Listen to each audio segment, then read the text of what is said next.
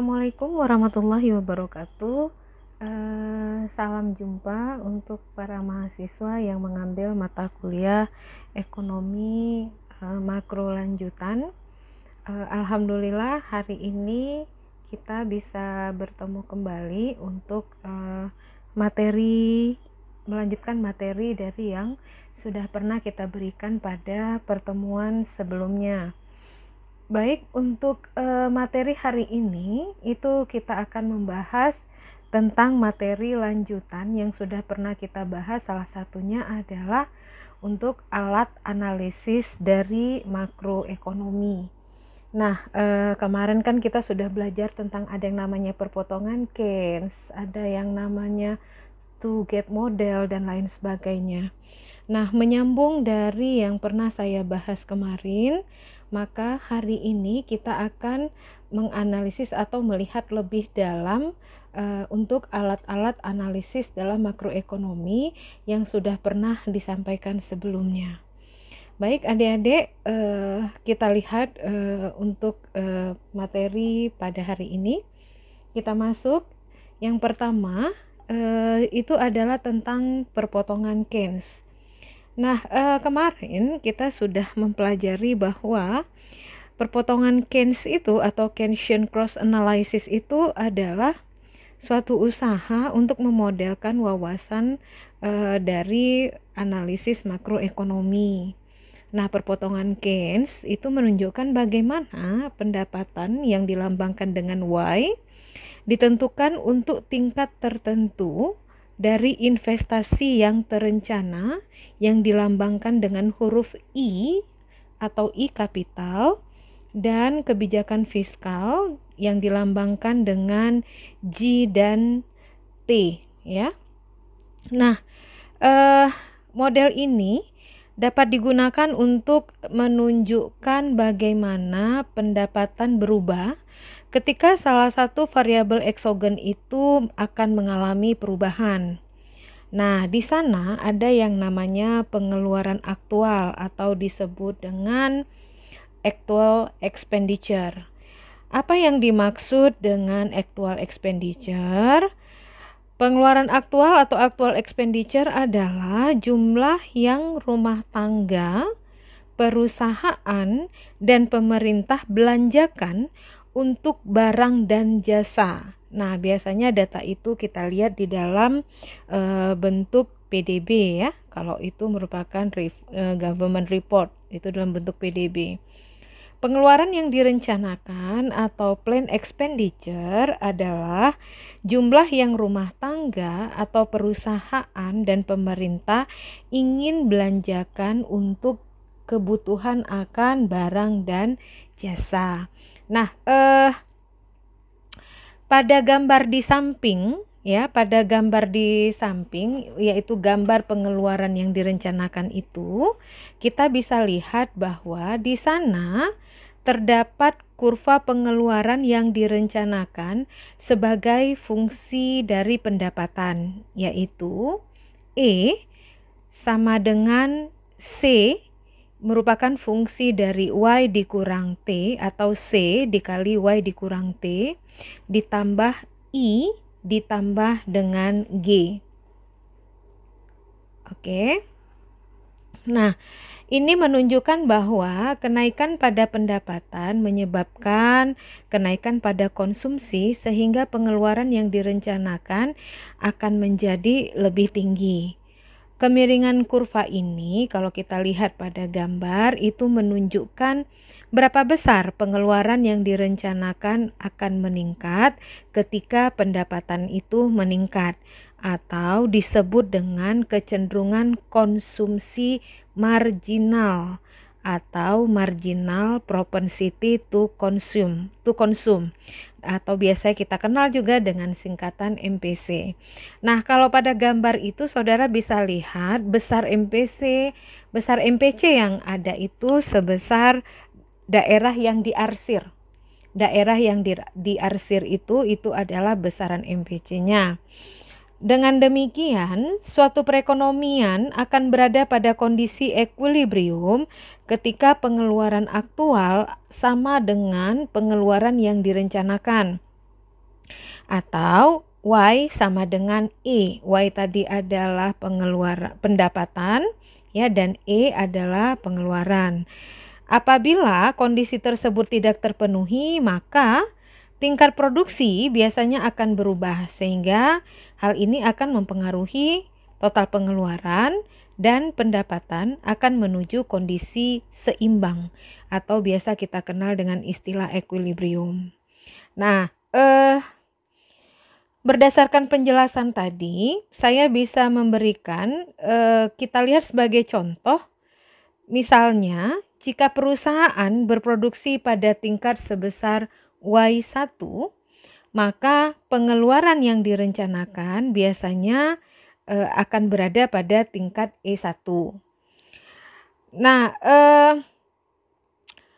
ketika perusahaan berproduksi pada tingkat Y1, maka pengeluaran yang direncanakan seharusnya sebesar E1 itu akan mengurangi jumlah produksi. Begitupun jika perusahaan berproduksi pada tingkat Y2, sehingga pengeluaran yang direncanakan itu akan berada pada E2. Nah, kita lihat bagaimana perubahan dari Y1 terhadap E1 itu ada pada gambar berikut ini. Nah, saudara lihat, di sana pengeluaran aktual itu adalah Y sama dengan E, ya kan? Y sama dengan E. Dimana tadi kita sudah bahas bahwa suatu perekonomian akan berada pada kondisi equilibrium ketika pengeluaran aktual sama dengan pengeluaran yang direncanakan atau Y sama dengan E. Pada gambar saudara bisa lihat kurvanya pada kemiringan 45 derajat, di sana ada pengeluaran aktual Y sama dengan E. Nah, kemudian tadi kita mengambil contoh bagaimana jika perusahaan berproduksi pada tingkat Y1. Y1 ada di bagian bawah ya, pada bagian vertikal, di sana ada pendapatan atau output atau Y ya. Nah, kalau misalnya perusahaan berproduksi pada tingkat Y1, maka pengeluaran yang direncanakan itu ada pada E1. Kenapa ada pada E1? Karena memang di sana adalah pengeluaran yang direncanakan. Kalau saudara lihat, di sana ada titik garis dari equilibrium dan di sana ada pengeluaran yang direncanakan E sama dengan C plus I plus G ya. Nah, begitupun jika perusahaan berproduksi pada tingkat Y2, maka pengeluaran yang direncanakan itu akan ada sebesar E2, di mana akan meningkatkan jumlah produksi. Ya, akan meningkatkan jumlah produksi. Nah, seperti yang saya sampaikan tadi bahwa garis 45 derajat atau Y sama dengan E pada gambar ini, itu memplot titik-titik di mana kondisi ini berlaku dengan penambahan fungsi pengeluaran yang direncanakan. Sehingga diagram ini memperlihatkan bagaimana terjadinya perpotongan Keynes ya, bagaimana terjadinya perpotongan Keynes. Oke, lebih lanjut kita bisa lihat bahwa perpotongan Keynes ini merupakan kerangka untuk membangun model ISLM. Mengapa? Karena pada perpotongan Keynes, kebijakan fiskal berupa belanja pemerintah dan pajak itu akan meningkatkan atau menurunkan pengeluaran yang direncanakan untuk semua tingkat pendapatan. Sehingga kalau kita lihat peningkatan belanja pemerintah atau pengurangan pajak itu akan menggeser kurva pengeluaran yang direncanakan ke arah atas. Ya, ke arah atas, sehingga akan tercipta kondisi equilibrium yang baru di mana pendapatan Y akan menjadi lebih besar ya. Nah, jadi seperti itu prosesnya. Sementara pengurangan belanja pemerintah atau peningkatan pajak akan menggeser kurva pengeluaran yang direncanakan ke bawah, sehingga terciptalah kondisi equilibrium baru dengan pendapatan Y dengan pendapatan atau Y yang lebih kecil ya. Nah, itu untuk perpotongan dari kurva atau perpotongan Keynes ya, yang menunjukkan equilibrium, di mana equilibrium itu terlihat dari Y sama dengan E ya. Selanjutnya dengan two gap model. Nah, model pembangunan dua celah atau two gap model ini disusun dalam model pertumbuhan pasca Keynesian untuk ekonomi tertutup seperti yang dirancang oleh Harrod dan Domar. Harrod itu pada tahun 1939 dan Domar pada tahun 1946. Nah, Harrod dan Domar mencoba untuk mengidentifikasi prasyarat untuk pertumbuhan ekonomi pasar, ya, untuk pertumbuhan ekonomi pasar, di mana kedua prasyarat ini pada dasarnya berakar pada perekonomian Indonesia atau berakar pada situasi ekonomi di Indonesia. Ada dua prasyarat yang harus dipenuhi, yaitu yang pertama ada internal dan yang kedua adalah secara eksternal. Nah, kita lihat pertama, prasyarat secara internal yaitu penghematan yang tidak memadai pasti akan diterjemahkan sebagai investasi atau keinvestasi. Kesenjangan atau gap di antara keduanya disebut kendala penghematan atau saving gap. Nah, untuk menutup gap ini, maka kita atau pemerintah membutuhkan investasi asing langsung atau foreign direct investment. Biasa kita singkat dengan FDI. Nah, itu adalah prasyarat secara internal. Untuk menutupi yang namanya saving gap, maka pemerintah membutuhkan investasi langsung dari luar negeri. Kemudian, kita lihat bagaimana prasyarat yang kedua. Prasyarat yang kedua itu adalah secara eksternal. Nah, bagaimana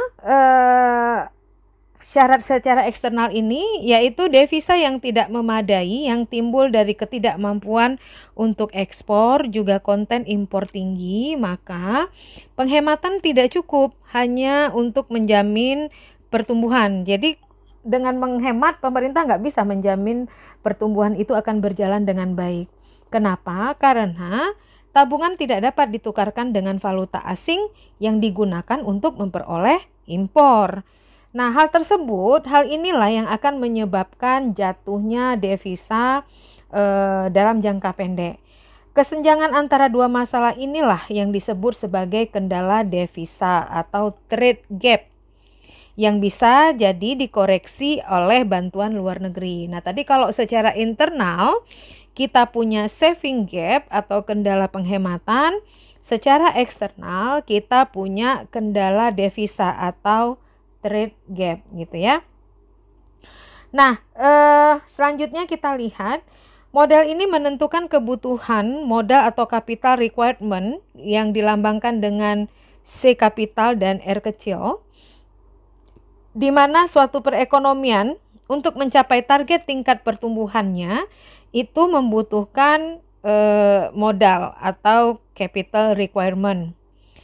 Kita lihat di sana ada persamaan dasarnya, ya. Di sana ada persamaan dasarnya, yaitu di mana G C sama dengan S. Nah, kalau kita lihat G itu adalah pertumbuhan selama 1 unit waktu yang ditandai dengan Y per Y. C adalah formasi modal atau capital formation pada suatu periode yang dibagi dengan kenaikan output pada periode yang sama atau I per Y. Dan S adalah kecenderungan menabung rata-rata atau biasa kita kenal dengan MPS ya. Di mana dilambangkan juga atau bisa dilihat dengan S per Y. Nah, dalam model ini dikemukakan bahwa tabungan S tidak sama dengan investasi, sehingga ekonomi akan berkembang menghadapi dua kesenjangan dalam ekonomi, di mana dua kesenjangan inilah yang seharusnya mereka isi. Nah, kesenjangan yang pertama adalah kesenjangan antara penghematan dan investasi di dalam perekonomian, di mana sebuah negara berkembang akan memulai dengan penghematan yang sangat rendah, namun harus melakukan dorongan besar dengan melakukan investasi besar-besaran, ya. Nah, muncul sebuah pertanyaan, ya dari two gap model ini, pertanyaan itu adalah bagaimana cara sebuah negara itu mengisi kesenjangan antara tabungan dan investasi. Ada banyak perdebatan di kalangan ekonom untuk masalah ini, di mana beberapa ekonom berpendapat bahwa negara-negara berkembang itu sebenarnya membutuhkan bantuan dari negara maju. Sementara ada pula ekonom yang lain berpendapat bahwa negara-negara ini perlu melakukan perdagangan untuk mendapatkan surplus perdagangan yang kemudian dapat digunakan untuk mengisi kesenjangan tersebut. Hal ini membawa kita ke celah kedua, ya, ke celah kedua yaitu antara ekspor dan impor, di mana negara berkembang menurut definisinya, ya, negara berkembang kalau kita lihat menurut definisinya hanya menghasilkan barang primer, padahal mereka juga sebenarnya membutuhkan impor barang konsumsi dan barang modal yang cukup besar. Jelas ada perbedaan biaya di sini, ya, karena negara berkembang pasti akan menghadapi defisit akun pada saat mereka melakukan ekspor atau impor tersebut. Bagaimana sebuah negara bisa mengisi kesenjangan antara ekspor dan impor? Nah, muncul lagi pertanyaan selanjutnya gitu ya. Nah, kecuali hanya ada sedikit ekonom. Kalau hampir semua orang setuju sampai kecenderungan neoliberal mengambil alih juga berkata demikian, bahwa harus ada peran bagi negara dalam memulai proses pembangunan. Meninggalkan negara berkembang ke pasar bebas hanya akan berarti bahwa kapal itu akan terkunci ke sektor pertanian dan sektor manufakturnya tidak akan pernah tumbuh. Jadi kalau kita ibaratkan negara itu adalah sebuah kapal, kalau ini dilakukan maka negara itu akan terkunci di sektor pertanian serta sektor manufakturnya tidak akan pernah bisa bertumbuh atau berkembang. Sehingga mengesampingkan transformasi struktural dalam sifat ekonomi. Maka dengan demikian bagi negara-negara untuk mengatasi dua kesenjangan ini sangat diharapkan bahwa negara tersebut harus mampu dan harus memulai proses industrialisasi. Oke, itu untuk two gap model. Sekarang kita lihat untuk ISLM model. Nah, ISLM model ini sebenarnya muncul itu dikemukakan oleh John Maynard Keynes, ya.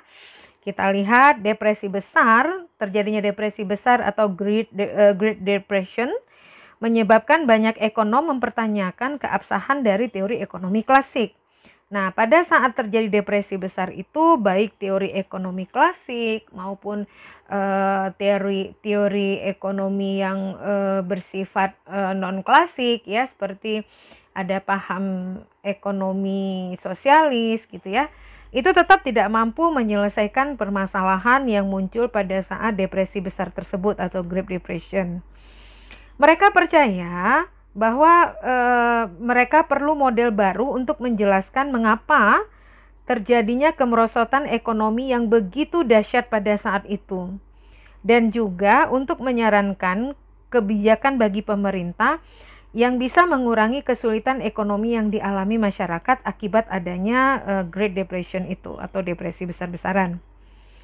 Pada tahun 1936, John Maynard Keynes menulis dalam buku yang berjudul The General Theory of Employment, Interest and Money, di mana di sana Keynes mencoba mengusulkan cara baru bagaimana menganalisis perekonomian.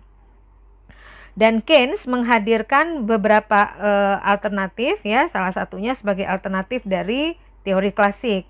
Keynes menyatakan bahwa permintaan agregat yang rendah dari konsumen, ya, permintaan agregat secara keseluruhan yang rendah itu sebenarnya bertanggung jawab atas rendahnya pendapatan serta tingginya pengangguran yang menunjukkan ciri dari kemerosotan ekonomi. Keynes mengkritik teori bahwa hanya penawaran agregat, ya, Keynes mengkritik teori bahwa hanya penawaran agregat yang menentukan pendapatan nasional. Nah, teori Keynes ini itu diartikan berbeda-beda oleh banyak orang atau banyak para pakar ekonomi. Perputaran uang atau variabel perputaran uang dan harga kaku itu mencerminkan kepercayaan Keynes bahwa kelemahan model klasik itu sebenarnya berasal dari asumsi yang terlalu ketat tentang perputaran konstan serta upah dan harga yang sangat fleksibel. Kalau kita lihat dalam teori ekonomi klasik, setiap faktor-faktor produksi itu selalu dianggap dalam kondisi atau diasumsikan dalam kondisi full employment ya. Mungkin itu yang dimaksudkan oleh Keynes bahwa asumsinya yang terlalu ketat tentang perputaran konstan serta upah dan harga yang sangat fleksibel. Nah, model permintaan agregat ya, kita lihat ya. Nah, model permintaan agregat atau agregat demand atau nanti yang kita singkat dengan AD yang ada di dalam kurva di bawah dapat dibagi ke dalam dua bagian, yaitu yang pertama dalam bentuk model IS. IS ini seperti yang kemarin sudah kita bahas, kepanjangan dari investment dan saving atau investasi dan saving dari pasar barang. Dan model LM itu berasal dari pasar uang. Model Keynes menunjukkan apa yang menyebabkan kurva permintaan agregat itu bergeser. Nah, kalau kita lihat pada gambar di bawah, dalam gambar kurva permintaan agregat, kita bisa menjelaskan bahwa dalam jangka pendek, ketika tingkat harga tetap, ya, ketika harga dianggap tetap, maka pergeseran kurva permintaan agregat itu akan mengarah pada perubahan pendapatan nasional atau Y, ya, di mana di sana pergeseran itu berada pada tingkat harga yang tetap, ya. Kita lihat pada kurva di bawah. Nah, saudara bisa lihat kalau perubahan itu atau harganya tetap itu kalau saudara lihat pada kurva permintaan agregat itu ada pada garis vertikal. Pada garis vertikal yang di atas yang menunjukkan perpotongan dari kurva agregat demand action, agregat demand double action, ya. Nah, itu garis lurus vertikal di atas itu menunjukkan bagaimana proses pergeseran kurva permintaan agregat itu yang mengarah pada pendapatan nasional, ya. Kemudian model permintaan agregat yang kita bahas sekarang ini disebut dengan ISLM yang merupakan interpretasi utama dari teori-teori yang dikemukakan oleh Keynes.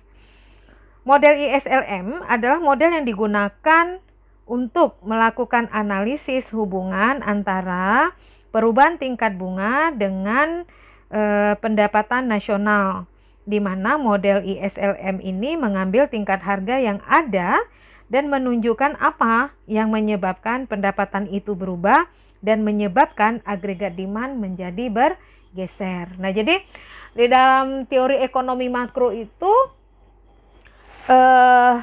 ISLM ini sering sekali dijadikan sebagai alat analisis, ya, sebagai alat analisis untuk melihat perkembangan perekonomian atau pertumbuhan perekonomian gitu ya, karena memang itu merupakan perpaduan dari dua pasar yang memegang peranan penting dalam kehidupan kita, yaitu pasar barang dan pasar uang. Kenapa ada pasar barang dan pasar uang? Nah, pertemuan kemarin kan kita sudah bahas ada yang namanya circular flow. Jadi ada arus barang, perputaran arus barang, kemudian ada juga perputaran arus uang antara dalam dua pelaku ekonomi sederhana dari household dengan firm, ya, atau perusahaan. Baik adik-adik mahasiswa, kita lanjutkan kembali. Kita lihat sekarang kurva IS. Nah, kurva IS itu diderivasi dari fungsi investasi dan perpotongan Keynesian. Dalam fungsi investasi, kenaikan tingkat bunga atau I itu justru akan menurunkan investasi yang direncanakan atau I kapital. Sementara itu, dalam perpotongan Keynesian dapat kita lihat bahwa penurunan investasi atau I kapital itu akan menggeser kurva pengeluaran yang direncanakan ke arah bawah, ya, ke arah bawah, sehingga pendapatan atau Y itu akan menjadi menurun, ya. Di mana kurva IS ini sebenarnya akan merangkum kedua hubungan tersebut. Hubungan yang mana? Di mana kenaikan tingkat bunga atau I itu menurunkan tingkat pendapatan atau Y, sehingga kita bisa melihat perubahan kedua variabel tersebut yang mampu menggerakkan kurva IS. Nah, untuk lebih jelasnya kita lihat pada gambar berikut. Nah, ini adalah derivasi dari kurva IS. Kalau saudara lihat dari kurva IS itu, saudara ikuti alurnya, ya, itu akan terlihat bagaimana hubungan antara tingkat bunga dengan pendapatan. Kemudian ada tingkat bunga, ada pengeluaran dengan pendapatan. Nah, di mana kedua, kalau kita lihat dari kurva ini, ya, dari kurva yang tingkat bunga itu tadi kan dikatakan bahwa kenaikan tingkat bunga justru akan menurunkan tingkat pendapatan. Nah, kita lihat kalau tingkat bunganya dari I1 ke arah I2, ya kan? Kalau saudara lihat pada saat I1 dalam kurva tingkat bunga yang paling sudut kiri di bawah, pada saat tingkat bunga sebesar I1, investasi itu berada pada titik I kapital 1 yang ada di bagian bawah, saudara lihat. Nah, kalau kita tarik garis putus-putusnya ke arah samping, ke arah kurva IS, dan kita hubungkan dengan pendapatan, di sana pendapatannya berada pada Y1. Ya, pada Y1. Nah, sesuai dengan teorinya tadi atau penjelasannya tadi bahwa kalau tingkat suku bunga itu naik, maka pendapatan akan turun. Kita lihat kembali ke kurva tingkat bunga. Ketika I1 naik menjadi I2, saudara lihat I1 menjadi I2, saudara lihat garis putus-putus ke arah kanan, ya. Di sana ada kurva IS-nya. Nah, ketika I1 naik sebesar I2, ketika bunga naik sebesar I1 ke I2, maka otomatis investasi akan turun. Itu sudah jelas ya deh, ketika tingkat suku bunga akan naik, orang tidak ingin melakukan investasi, orang lebih cenderung untuk melakukan saving atau tabungan, sehingga investasi itu menurun. Nah, ketika investasi itu menurun, maka kita lihat pada kurva IS. Pada kurva IS itu pendapatan pun akan menurun. Kenapa pendapatan itu akan menurun? Karena kalau investasi menurun, maka kegiatan produksi untuk menghasilkan barang pun akan menurun. Nah, kalau hasil kegiatan produksi itu menurun, maka otomatis pendapatan masyarakat yang menghasilkan barang pun akan menurun. Nah, kalau kita tinjau secara keseluruhan, karena ini ceritanya adalah ekonomi makro, maka kita bisa lihat bahwa ketika tingkat bunga naik dari I1 menuju I2, investasi turun dari I1 menjadi I2, kita lihat pada kurva IS-nya terlihat bahwa pendapatan secara keseluruhan juga akan turun dari Y1 ke Y2. Mengapa demikian? Kita lihat pada kurva pengeluaran di atas, mengapa dia turun? Karena pengeluaran pun akan turun, ya, pengeluaran turun sehingga pendapatan pun akan menjadi turun. Nah, itu kita lihat dari menurunnya pengeluaran yang direncanakan, gitu ya, yang direncanakan. Nah, ringkasnya titik-titik pada kurva IS itu sebenarnya merupakan gambaran keseimbangan pasar dari barang dan jasa, di mana tingkat pendapatan tergantung pada tingkat bunga. Kurva IS itu miring ke bawah, mencerminkan bahwa kenaikan tingkat bunga menyebabkan investasi yang direncanakan pun akan turun, sehingga pendapatan ekuilibrium pun akan turun atau pendapatan pada titik keseimbangan akan turun. Seperti yang sudah disebutkan sebelumnya, pergerakan kurva IS itu disebabkan oleh perubahan tingkat bunga maupun dari sisi pendapatan. Nah, sedangkan kalau kita lihat dari pergeseran kurva IS itu hanya disebabkan oleh perubahan dari kebijakan fiskal atau belanja pemerintah dalam bentuk government expenditure dan juga pajak atau tax ya. Oleh karena itu kita bisa melihat bahwa terjadinya perubahan dari kebijakan fiskal akan mengakibatkan kurva IS bergeser. Nah, kalau pemerintah melakukan perubahan terhadap kebijakan fiskal, maka itu otomatis akan menggeser kurva IS. Kebijakan fiskal yang ekspansif, kebijakan fiskal yang ekspansif yang dapat meningkatkan permintaan barang dan jasa, seperti peningkatan belanja pemerintah dan pengurangan pajak, akan menggeser kurva IS ke kanan.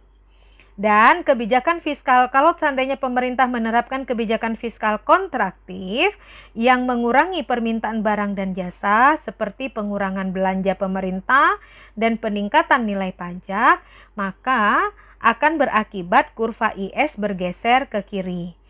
Nah, kenapa di sana ditunjukkan bahwa kebijakan fiskal itu mempengaruhi kurva IS? Kita lihat bahwa ketika kebijakan fiskal ekspansif itu, maksud ekspansif itu adalah pemerintah meningkatkan belanja, mengurangi pajak. Nah, sehingga kurva IS bergeser ke kanan. Kalau kurva IS bergeser ke kanan berarti meningkatkan pendapatan. Coba saudara lihat pada derivasi kurva IS khusus pada IS-nya saja. Bayangkan kalau seandainya IS itu berada atau naik ke atas atau bergeser ke sebelah kanan, maka Y akan naik juga, Y akan mengalami penambahan atau meningkat. Itulah yang disebut dengan fiskal ekspansif.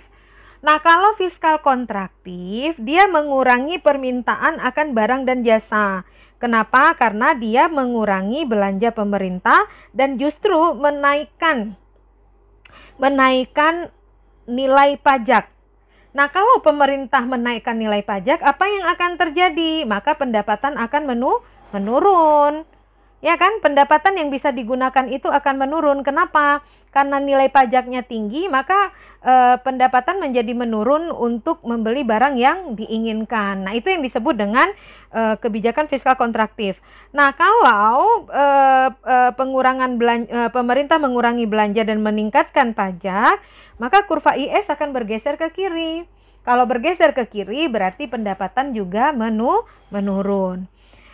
Hal penting lainnya yang perlu dipahami adalah bahwa kurva IS bukanlah penentu tingkat bunga atau I dan juga bukan penentu dari pendapatan atau Y, melainkan hanya menjelaskan hubungan antara keduanya dalam pasar barang dan jasa, ya. Oke, next kita lihat untuk kurva LM. Nah, kita lihat bahwa kalau tadi kita sudah bahas tentang kurva IS, maka kita lihat untuk kurva LM-nya, di mana kurva LM ini dibangun dari teori preferensi likuiditas Keynes. Nah, teori ini menjelaskan bagaimana tingkat bunga ditentukan oleh penawaran dan permintaan terhadap keseimbangan uang real, di mana fungsi penawaran keseimbangan uang real itu yaitu M per P pangkat S sama dengan M per P, di mana M dan P itu dianggap sebagai harga konstan ya, atau dianggap sebagai uang real gitu loh, dianggap sebagai keseimbangan dari uang real. M adalah jumlah uang beredar dan P adalah tingkat harga. M adalah uang beredar dan P adalah tingkat harga. Keduanya merupakan variabel eksogen dalam model ini, di mana selanjutnya tingkat bunga adalah penentu dari permintaan uang dalam teori ini, di mana fungsi permintaan keseimbangan uang real itu yaitu M per P. pangkat D sama dengan L fungsi dari investasi atau I.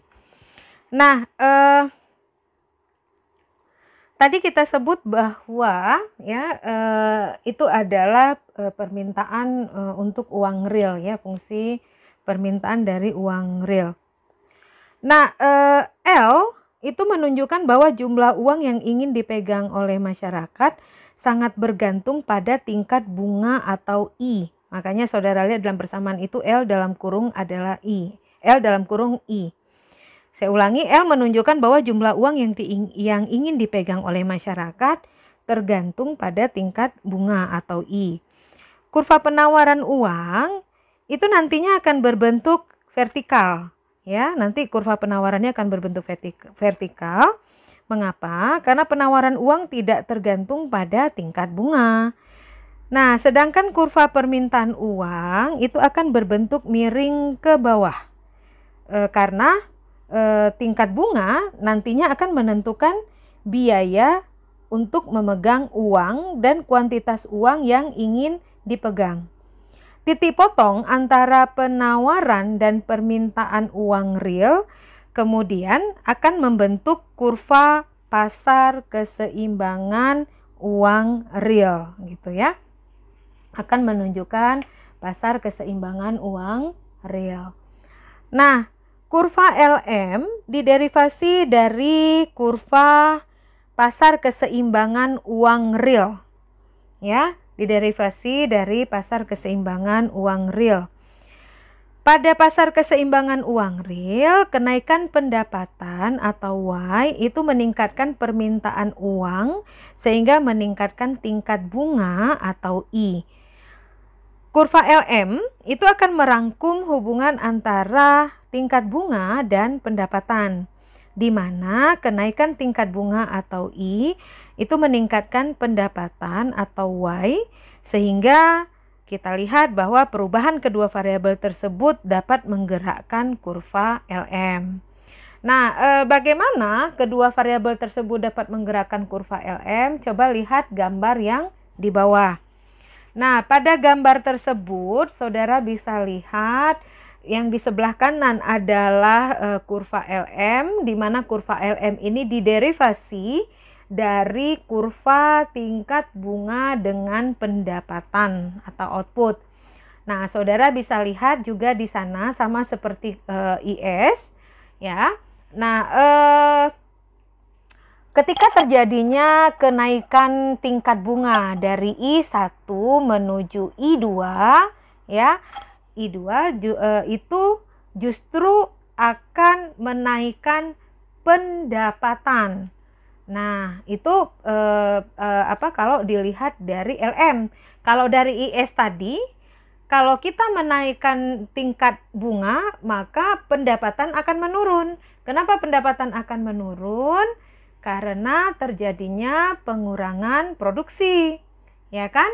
Nah, akibat adanya pengurangan produksi, maka pendapatan pun akan berkurang. Kebalikannya, justru pada LM,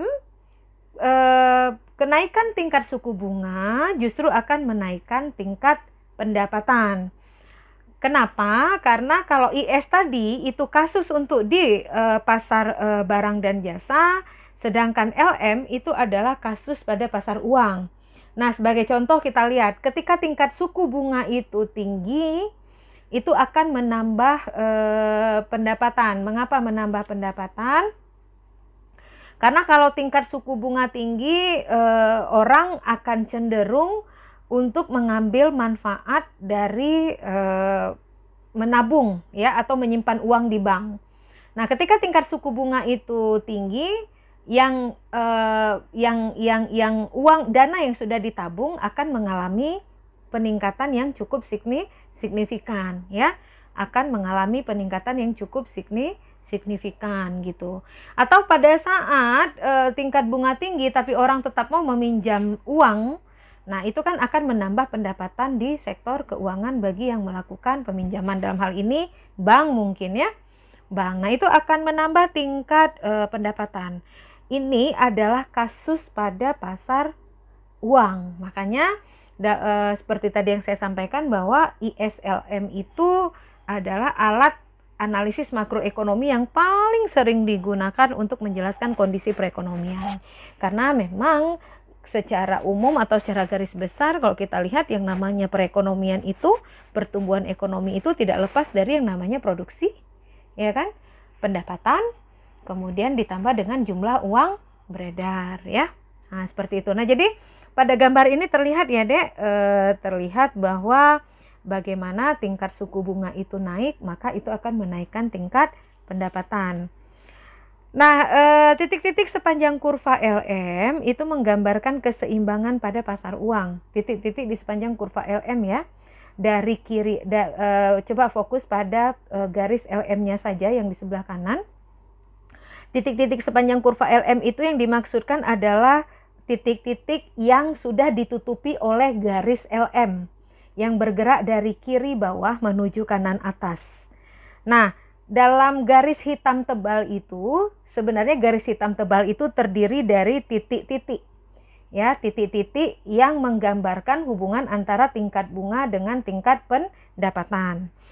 Nah, titik-titik sepanjang kurva LM ini menggambarkan keseimbangan pada pasar uang, di mana ya pergeseran kurva LM ini hanya disebabkan oleh adanya perubahan kebijakan moneter. Ya, kebijakan moneter. Dalam hal ini kebijakan moneter itu biasanya tentang jumlah uang beredar atau M, ya. Kebijakan moneter yang ekspansif.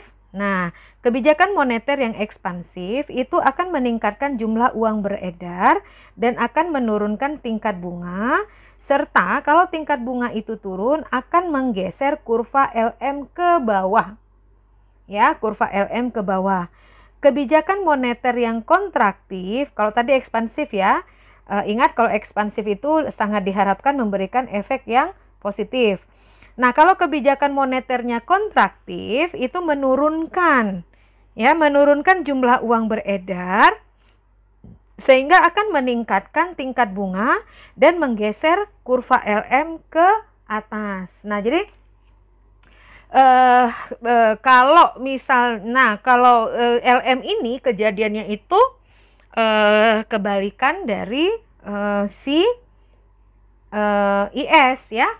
Tapi makanya ini kan mirip seperti kita membahas demand dan supply gitu ya. Kalau supply itu kalau terjadi shifting ke kanan nilainya positif, shifting ke kiri nilainya negatif. Makanya kita lebih sering memakai istilah kanan kiri, tidak memakai atas bawah. Kenapa? Kalau contoh di sini, kalau misalnya dia ekspansif, justru kurva LM itu akan bergeser ke bawah.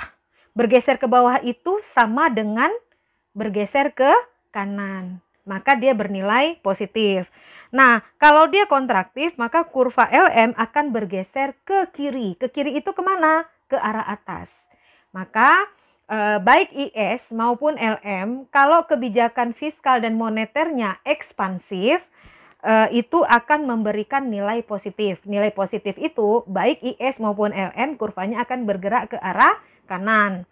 Nah, kalau kebijakan fiskal dan moneter itu merupakan kebijakan yang bersifat kontraktif, ya, kontraktif, maka baik kurva IS maupun kurva LM itu akan bergeser ke kiri. Bergeser ke kiri berarti memiliki nilai negatif atau menurunkan gitu ya. Oke. Nah, kalau kita lihat dari penjelasan itu kita dapat menuliskan dua persamaan sebagai berikut, yaitu Y sama dengan C dikali Y dikurang T ditambah I, di mana I itu hubungannya dengan investasi, tingkat bunga, investasi yang ada hubungannya dengan yang dipengaruhi oleh tingkat bunga ditambah dengan G. Nah, ini adalah fungsi dari IS atau persamaan untuk IS. Sedangkan untuk LM itu M per P sama dengan L, di mana L itu dipengaruhi oleh tingkat suku bunga dan juga pendapatan. Nah, jika keseimbangan pasar barang dan jasa atau IS itu berpotongan dengan kurva keseimbangan pasar uang atau LM, maka akan terbentuk yang namanya kurva keseimbangan pasar barang dan jasa dan pasar uang. atau itu yang sering kita sebut dengan ISLM. Keseimbangan pada pasar barang dan jasa dengan keseimbangan pada pasar pasar uang. Nah, untuk lebih jelas di mana tingkat keseimbangan itu? Nah, tingkat keseimbangan itu ada pada gambar berikut. Nah, saudara lihat di sana terdapat perpotongan antara kurva IS dan kurva LM ya. Di sana terdapat keseimbangan antara kurva IS dan kurva LM. Titik potong antara antara LM dengan IS ya, titik potong itulah yang disebut sebagai titik equilibrium atau titik keseimbangan ya, atau disebut dengan titik keseimbangan. Nah, kalau titik itu merupakan titik keseimbangan antara IS dan LM, maka pada kondisi keseimbangan di garis potong itu kita bisa lihat I yang paling diharapkan itu adalah sebesar I yang di samping, kemudian Y yang diharapkan itu adalah sebesar Y yang ditunjukkan pada bagian bawah. Nah, inilah yang dimaksud sebagai kondisi keseimbangan, di mana tingkat bunga yang diharapkan sebesar I, pendapatan yang akan didapatkan sebesar Y ya. Oke. Nah, terakhir kita bisa lihat bahwa secara ringkas pandangan Keynes dapat disimpulkan sebagai berikut. Yang pertama, antara pasar barang dan pasar uang itu memiliki sifat saling ketergantungan. Dan yang kedua, keseimbangan pasar barang akan mempengaruhi pasar uang, dan keseimbangan pasar uang justru akan mempengaruhi keseimbangan pasar barang. Jadi artinya ya, di sana mereka akan memberikan dampak atau efek yang saling mempengaruhi ya. Kita lihat kan, keseimbangan pasar barang akan mempengaruhi pasar uang, dan terjadi sebaliknya, pasar uang akan mempengaruhi keseimbangan dari pasar barang. Nah, variabel yang menghubungkan kedua pasar tersebut adalah tingkat bunga atau yang dilambangkan dengan I, dan pendapatan atau yang dilambangkan dengan Y. Nah, ini untuk bagian pertama, ini adalah materi untuk bagian pertama untuk melihat alat-alat analisis dari alat analisis makroekonomi ya, alat analisis makroekonomi. Baik adik-adik, sampai di sini dulu untuk bagian pertama dari analisis alat analisis makroekonomi. Nah, saya rasa cukup. Saya mengucapkan terima kasih atas responnya. Jangan lupa, ini baru bagian pertama. Nanti kita akan masuk ke bagian yang kedua, masih membahas tentang alat analisis dari makroekonomi. Dimana untuk bagian kedua nanti kita akan membahas ADAS model, ya. Dimana ADAS model itu adalah agregat demand dan agregat supply model, ya. Nah, jadi sebenarnya ADAS ini juga akan mirip seperti IS dan LM ya. Nah, jadi ini wajib diketahui oleh mahasiswa. Kenapa? Karena memang nanti dalam aplikasinya kedua model ini akan menjadi dasar kita untuk menentukan analisa dalam menilai atau melihat perkembangan ekonomi yang berlangsung di negara kita. Baik adik-adik, terima kasih untuk terima kasih untuk perhatian dan responnya. Terima kasih telah menonton video ajar ini. Besar harapan saya semoga video ini membawa manfaat untuk kita semua, tidak hanya untuk adik-adik, tetapi juga membawa manfaat untuk saya dan siapapun yang membutuhkan materi ini. Billahi taufiq wal hidayah. Assalamualaikum warahmatullahi wabarakatuh.